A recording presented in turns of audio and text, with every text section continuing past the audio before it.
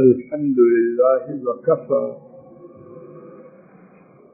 وسلام على عباده الذين اصطفى۔ اللہ مالک کی توفیق سے قربانی کے متعلق یہ بات پڑھی جا رہی تھی کہ قربانی کون ذبح کرے۔ اس بارے میں ایک بات کہ قربانی کرنے والا خود ذبح کرے۔ نمبر 2، قربانی کرنے والا کسی سے تعاون حاصل کرے۔ نمبر 3، قربانی کرنے والے کی طرف سے کوئی دوسرا شخص قربانی کرے۔ یہ تینوں صورتیں ثابت ہیں۔ چوتھی بات، آج کے سبق کی صفحہ 55 خاتون اگر اسے قربانی کرنے کا طریقہ ہو تو وہ بھی قربانی کر سکتی۔ مسلمان خاتون کا اپنی قربانی کے جانور کو ذبح کرنا جائز۔ امام بخاری نے ذکر کیا ہے، وَأَمَرَ أَبُو مُوسَى رضی اللہ تعالی عنہ بناتہ ان یضحین بأیدیہم۔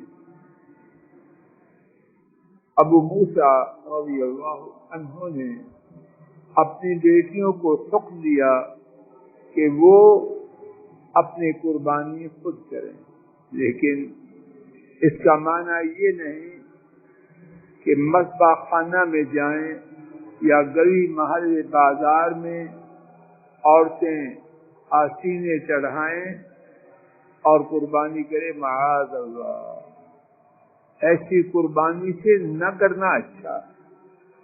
پردہ فرض، قربانی کے نام پر بے حیائی، اس کی اجازت نہیں۔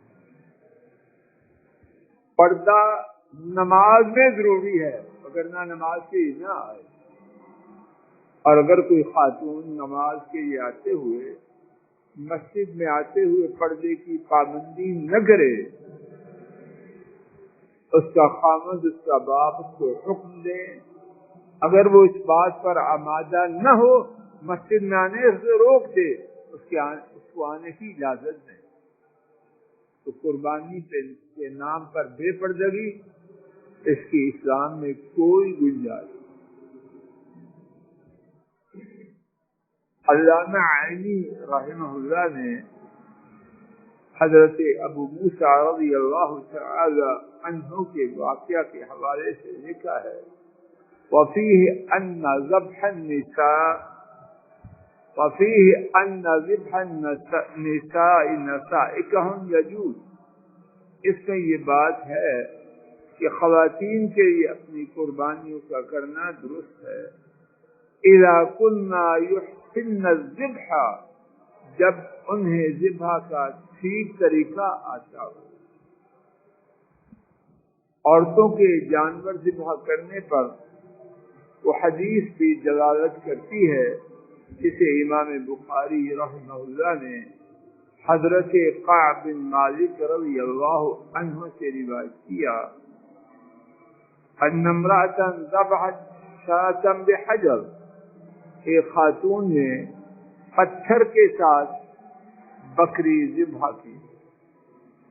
فسئل النبی صلی اللہ علیہ وسلم عن ذلک، نبی کریم صلی اللہ علیہ وسلم سے اس بارے میں پوچھا گیا، فأمر بأکلها، حضرت صلی اللہ علیہ وسلم نے اس بکری کے کھانے کا حکم دیا۔